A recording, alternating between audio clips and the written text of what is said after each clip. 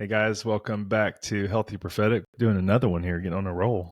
Got two in a row with less than a month in between. So Good for us. yeah, it's a lot easier to do this now that we're in this studio here in our home. But I don't know if you guys have been following all this stuff going on with Daystar. I honestly, because doing Healthy Prophetic, like I want to move on, and now we will be moving on. Like I want to move on to teaching and breaking down, healthy prophetic practices and hearing God's voice personally, and helping people who are really tempted by the last year of exposure. They're tempted to deconstruct completely and just reject the voice of God, which that's the biggest tragedy that comes out of all this stuff. Mm-hmm. Is a confusion about is it people hearing God's voice that's actually causing this, like those kind of questions of like, is it the gifts of the Spirit, are they the problem? Instead of really getting to the root. And I think on this episode today we'll be able to get to the root of the issue.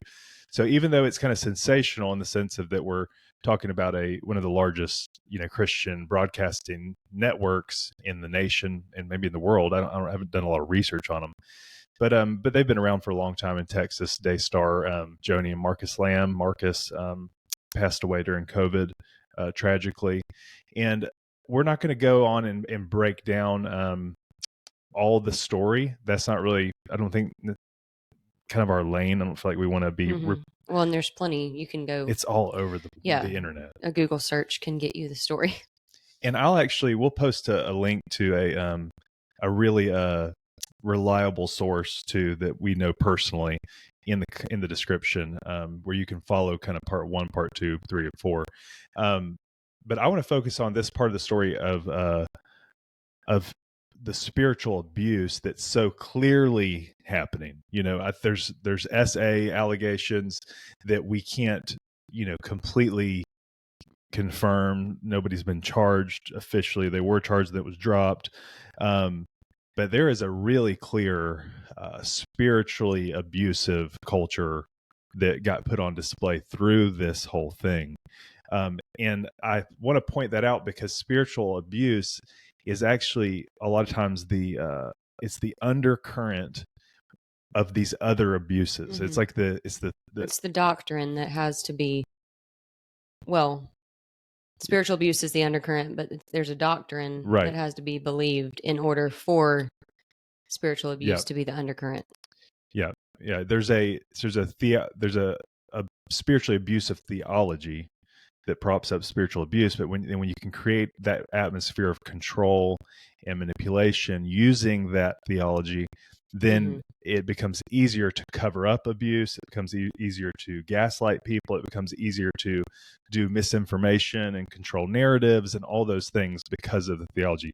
So the theology that I think is most put on display by this situation, and go back, I know a lot of you maybe don't want to actually dive into it because you feel like it's gossip or slander.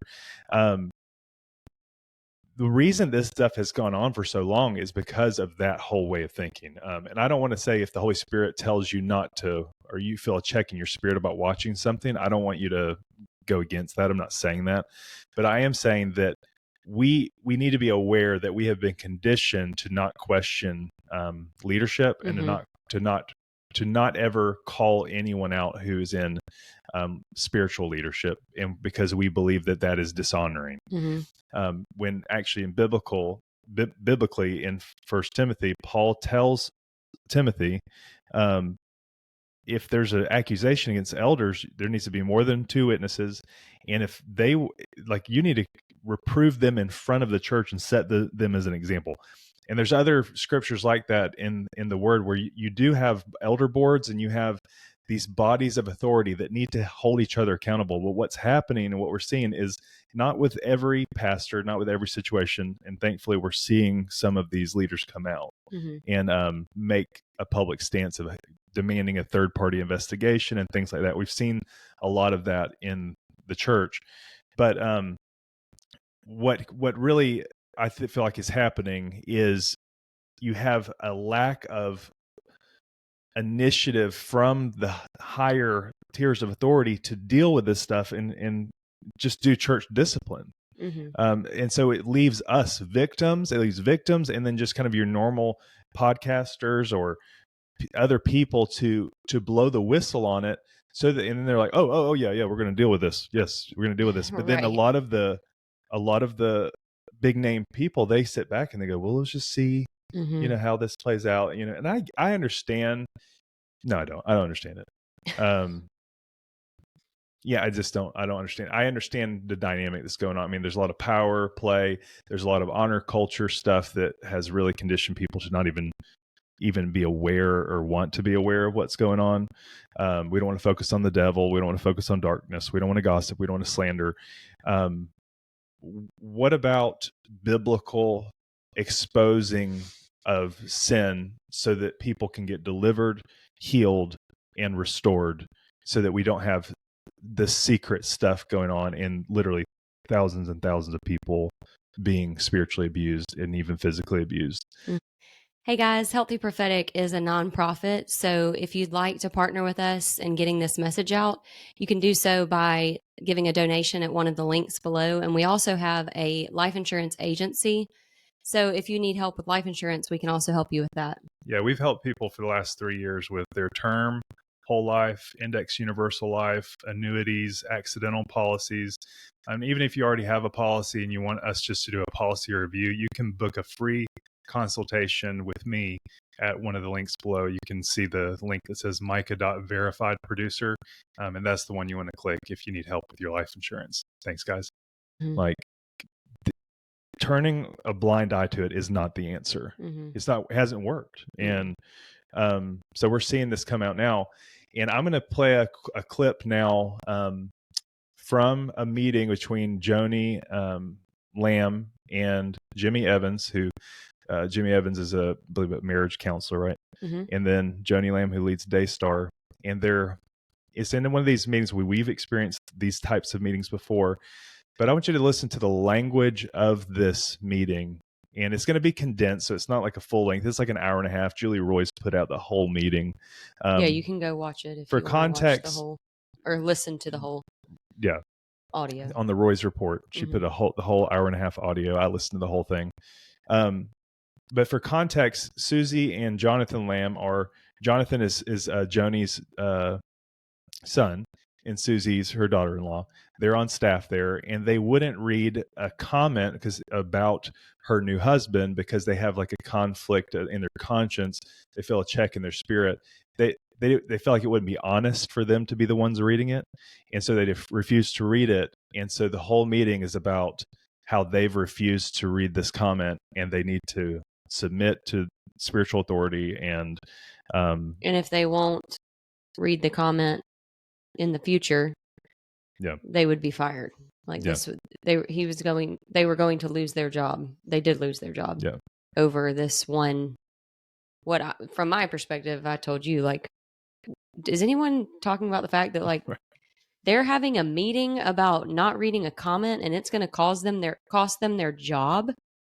Like, that is crazy. Yeah. Well, it is so crazy. It's kind of nuts. Instead of just going, I wish that they would just read the comment. Okay, I get it. They're still grieving their dad. They're having a hard time with us being married. Yeah. People are crazy. Yeah. So listen to this. Submit rebellion to submission. You should submit. Submit or leave. You should submit. Joni has got to have the ability to lead this ministry knowing that everybody under her submitted. Now, you submit. You submit. Do you submit? Submission means she's the voice of God to you. What she says is God in Daystar. This is the voice of God in Daystar. Wait a minute, Jonathan. She's the voice of God in Daystar. No. She is God's voice to you here on this property and related to Daystar Network. She is God's voice. You submit to her with a right spirit. You submit. You have to submit. You submit or you leave. She's God's voice to you related to Daystar. Submit and read it. What Suzy needs right now is the encouragement to submit. Submit or leave. You'll either submit or you'll leave. The simple answer is, we're sorry, and we submit, and we won't be any more problem. Submit. And you submit to my authority or you don't. You're not getting back on the set until she knows that you're submitting. It's a matter of her knowing today that you're. So what's happening in that audio is they're accosting them, saying the same thing over and over. That's why I like that clip, because it condenses it. And the same thing: submit or leave. She is the voice of God. She is the voice of God in Daystar. And I was thinking about this. I was on a walk today and just kind of processing this conversation. And they say things like, if you were in the full audio, they say things like, if you were out in the real world, this wouldn't fly. You would have to just do whatever your boss says. Mm-hmm. And that is true, because that boss could just fire you, or you could just leave. But when you attach, this is God's voice, that's not the same thing. You're not saying the same thing. Mm-hmm. A boss, you should do what the boss tells you, as long as it's not sin, because that's your job, if that's your job title or whatever. But there's a difference between a boss telling you to do something and then a boss telling you to do something and then saying that it is the voice of God. Well, and do you want the responsibility personally of being the voice of God to anyone that you know? No, it's no. For me to go, I am the voice of God to my children. Like, no, I am their parent. But I am human.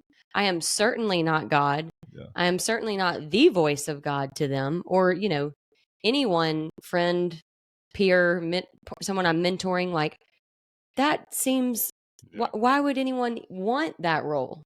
Right. The voice of God to this person. But this isn't just some kind of weird stance that she's taking. This is actually very prevalent in some of the charismatic church. It's covering theology. John Bevere wrote a book about it called Undercover, where he promotes a lot of this stuff. Older book would be like Watchman Nee, Spiritual Authority. He talks about it in his book very strictly. Mm-hmm. And where basically they use these scriptures like Hebrews 13, where it says to obey your leaders, that you are required to obey everything that a spiritual authority. So if I'm your pastor, you're required to obey me. Yeah, well, and that's what we experienced at the church that we were at. I don't know that it was ever said the voice of God in that way, but what you're describing, if we are under that authority, then whatever that authority says goes. It is, and it's obedience. It's the extension of God's authority through men.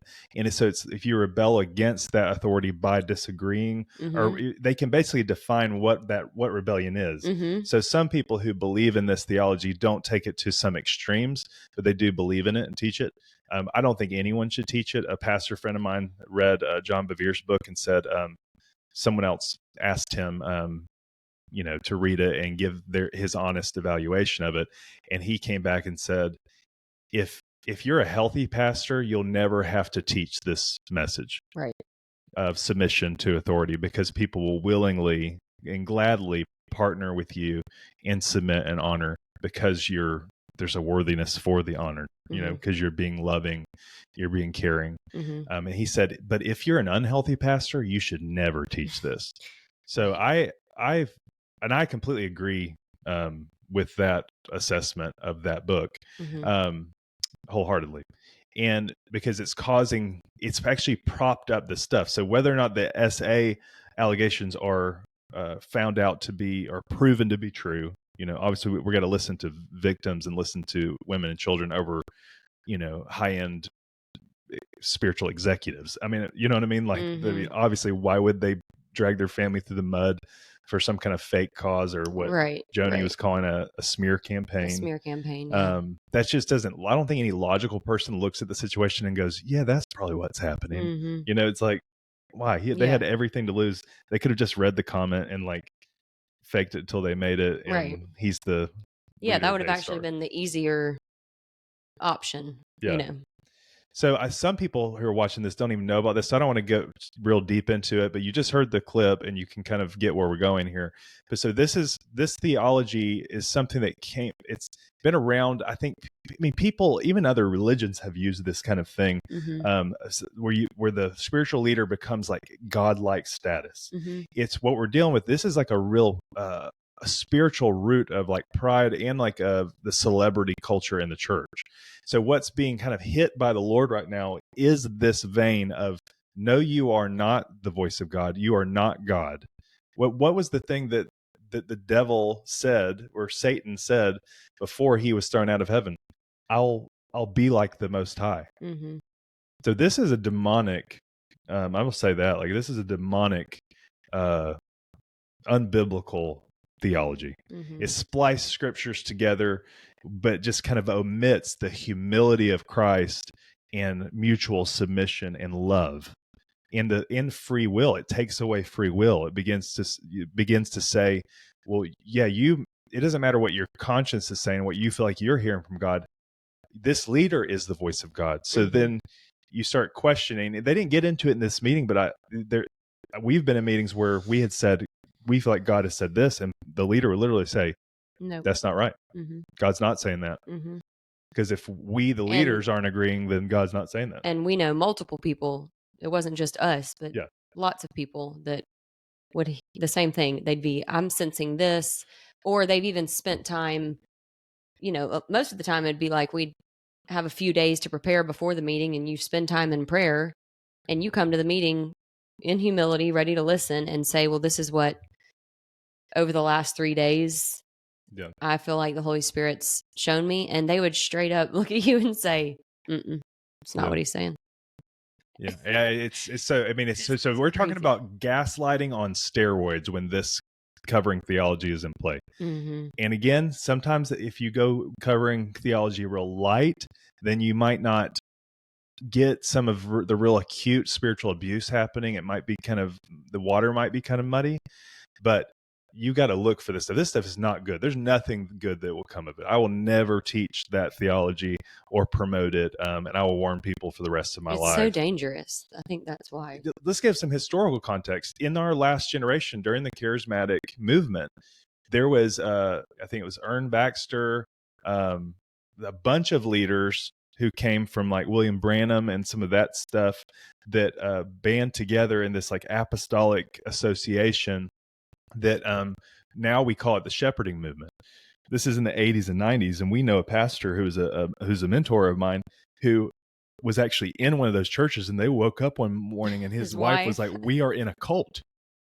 And the evangelical world and the charismatic church deemed the shepherding movement a cult. It is this is the center spoke of the shepherding movement, is covering theology and spiritual authority. It's actually the power center. Right. Like, it's the reason that it was off. Yep. Is because of this theology. But I think it's like almost like it's our lust for power or something that is causing this. People hung on to it, and then you have a few people, different famous preachers, that start preaching it, and there is reward for honor. There is an honor's reward. But when we start promoting God's voice through spiritual authority without scriptural tension between that and the priesthood of the believer, that we can all hear God's voice, and I can't violate your free will. That should be in balance, those two.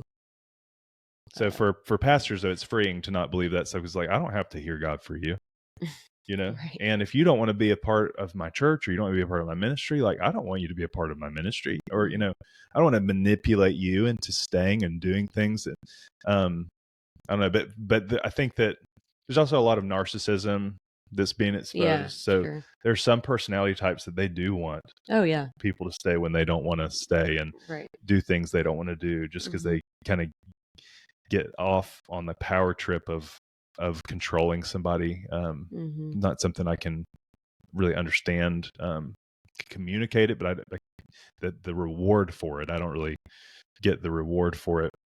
But different personality types are more tempted in that way, just like some people would do different sins than others, and you don't get it, but it is what it is. So the covering theology is something that really needs to be exposed. So we've taught on it a little bit. I've done some videos on our YouTube channel. Sorry, I keep on hitting this. Talking about cultish covering theology. It is cultish. It's it creates cults. What was it for you that made you kind of snap out of that belief system? Because it was pretty suddenly for you. Well, I saw how bad the fruit it was and how it was causing people to kind of like lose their minds and lose their compass, their moral compass. Mm-hmm. We had friends who would like do and say things over time, and other people that we knew were like, that's just crazy. Yeah. Like, you kind of see them. And so over time, it took a couple of years because I was introduced to it by our last lead pastor in the church I was on staff on. And I had never heard about it. So you can kind of weave the thread and make it sound biblical, but then depending on how intense you are with it, it kind of shows its teeth real fast. Yeah. I remember noticing a lot of division between families, be it like kids with their parents. When I say kids, like young adults at the church and their parents, or siblings or friends, or marriages even, that I kind of along our journey. And it would be division within the families, but it's like, well, God's telling me to do this, or my community, my authority, like, so then there was all this distance between families that for me was kind of always like, what is happening? Yeah. You're doing this because your mentor prayed, and I don't know. Yeah, it's crazy, and people who are involved in it, they kind of know it's crazy too. That's why, like when Joni came back and did her kind of table talk with all of her friends, who are, I think most of them paid staff of Daystar, of course, they're going to all agree. And one of the ladies was like, when I heard about the voice of God, that you're the voice of God, I've known you for a while, and I never knew that you were the voice of God. And they're kind of making a joke about it. And Joni just kind of played it off, and she's like, oh no, Jimmy didn't mean that. He said it like 15 times. Oh yeah.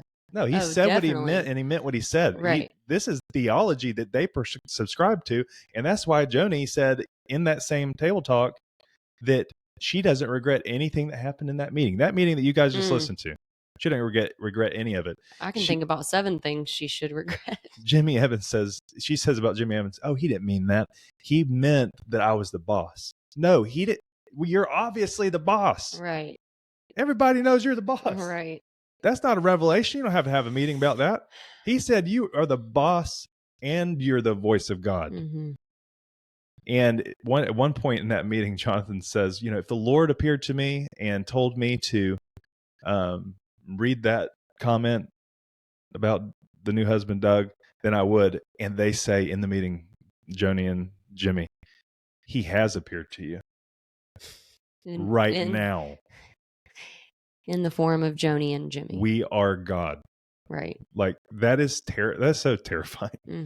And it just needs to be rooted out of the church completely. Yeah.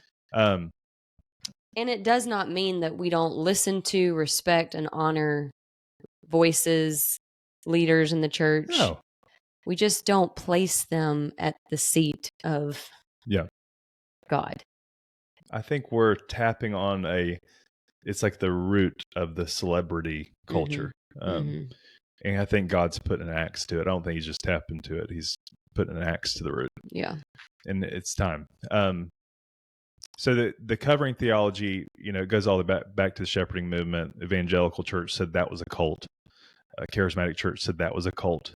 But what we're seeing is that this cult-like charismatic thing has still been, and it's out there, guys. I mean, I'm not so in the loop that I know everything, but I'm in the loop enough because I've just been around long enough, and I know enough people, and I know people who know people, and I hear the conversations.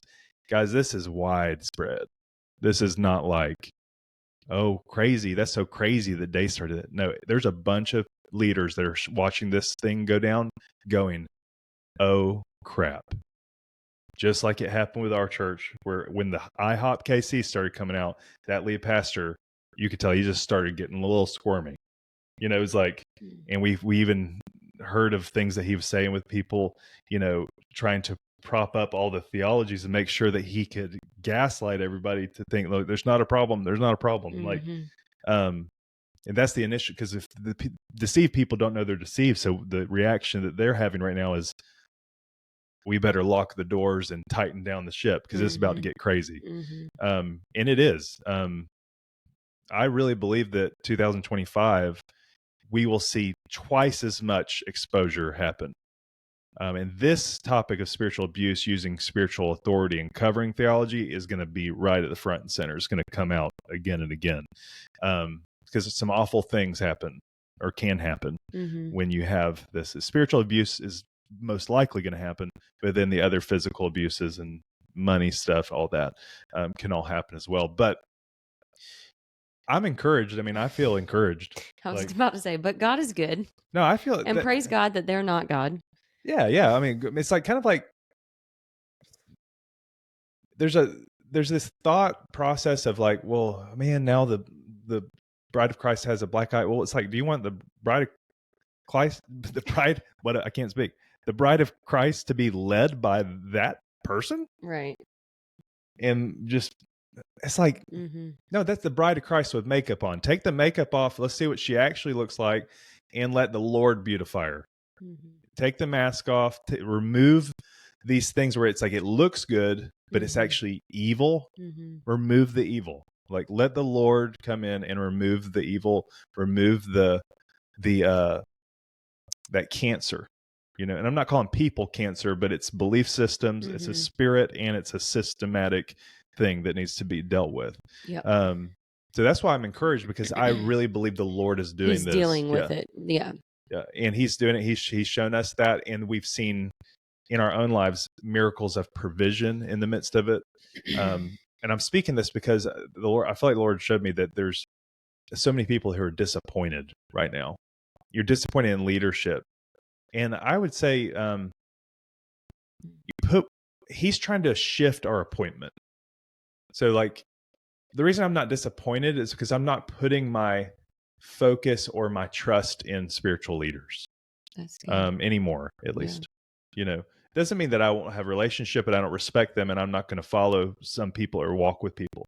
But our trust is not in those leaders. Our trust isn't in Donald Trump. Our trust isn't in a pastor. These people are imperfect. I'm imperfect. You're imperfect. And so what we need to trust in is the leadership of Jesus and the leadership of the Holy Spirit.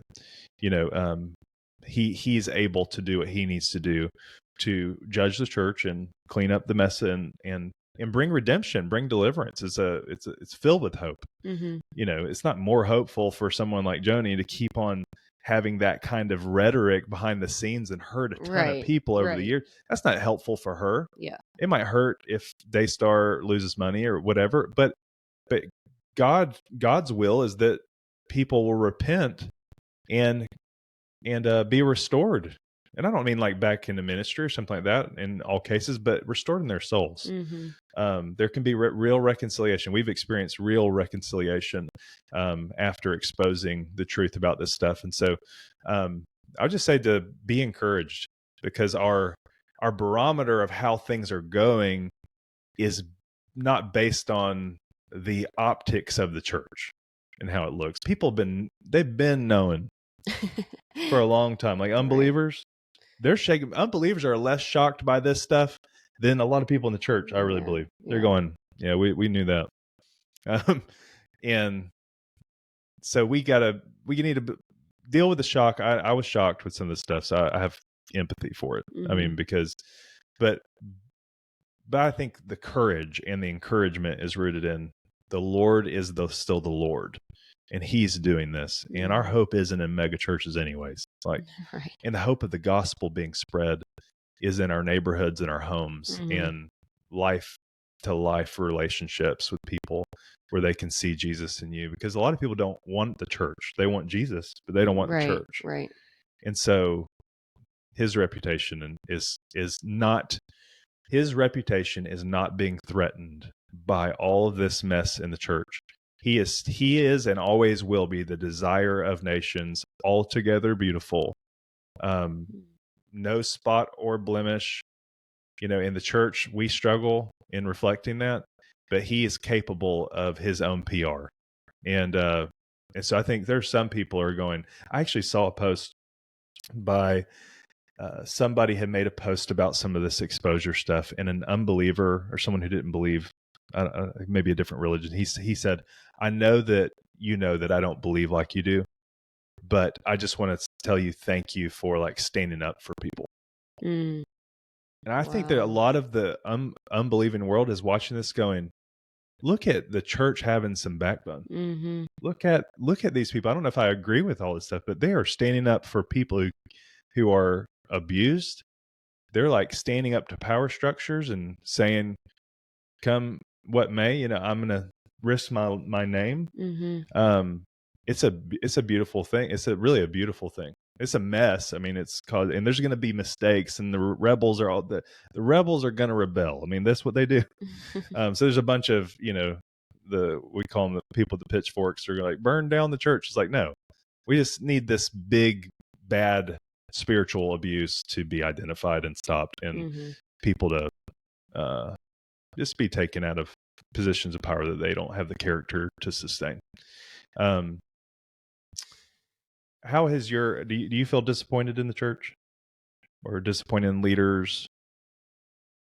Yeah, I have. Definitely. I think what you were saying about, I think with humans and with mankind in general, there's going to be disappointment.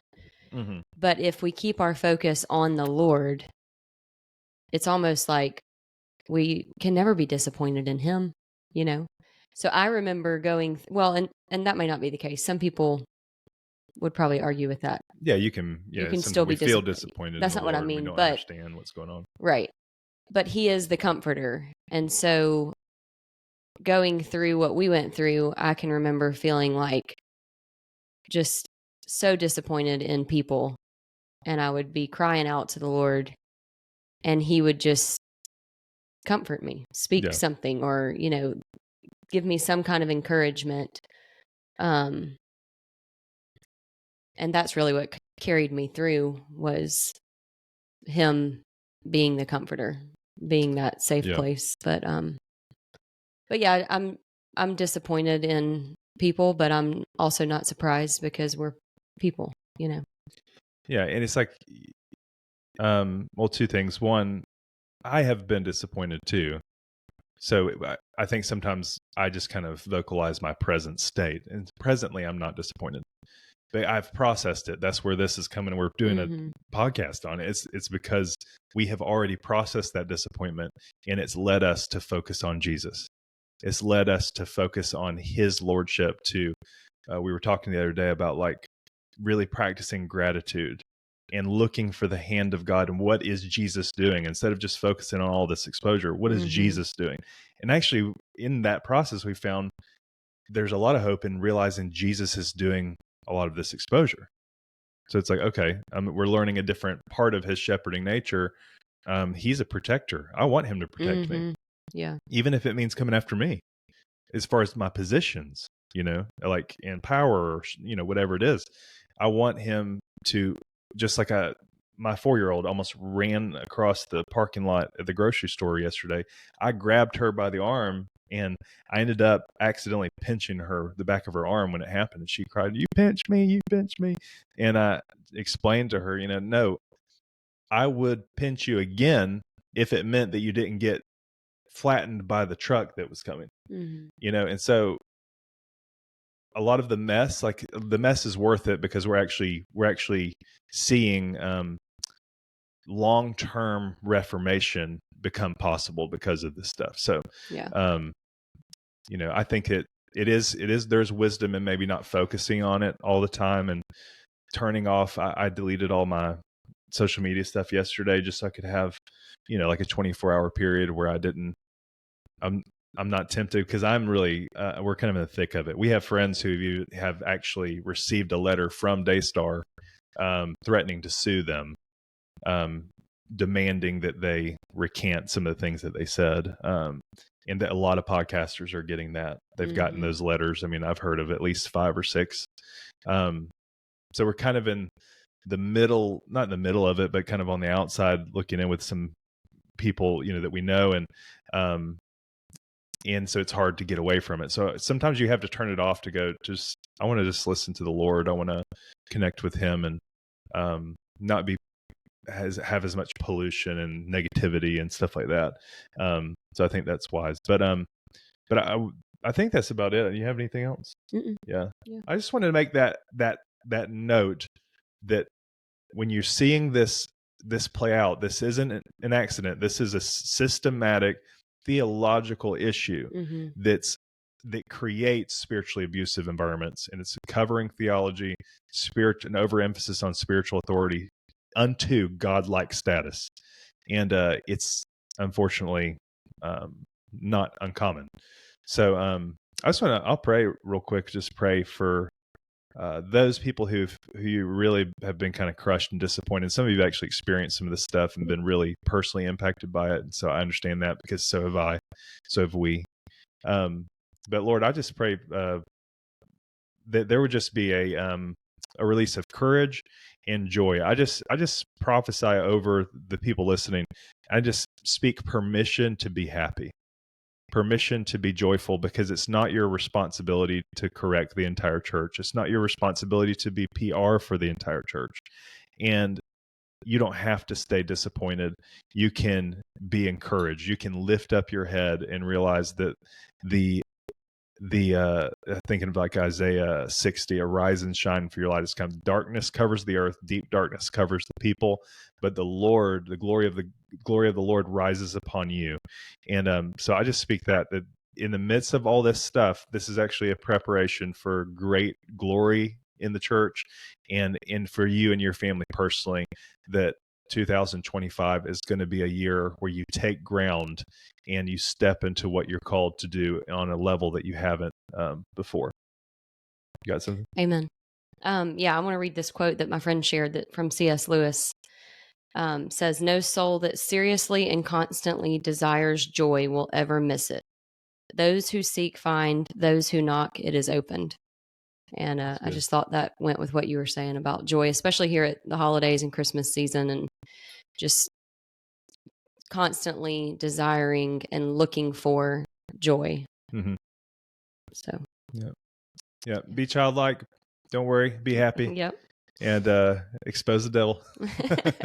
But love you guys. We'll be doing this a lot more, almost weekly. Sometimes I'll be alone. We'll do some teaching stuff. We'll have some other guests on, but hope you guys have an awesome Christmas. I think we'll post before Christmas, but either way, have a Merry Christmas. Enjoy this time. It's wonderful time of the year for most people. I know it probably digs up a lot of trauma for some people, but focus on the Lord and trust Him, and get your joy back. Yeah. See ya.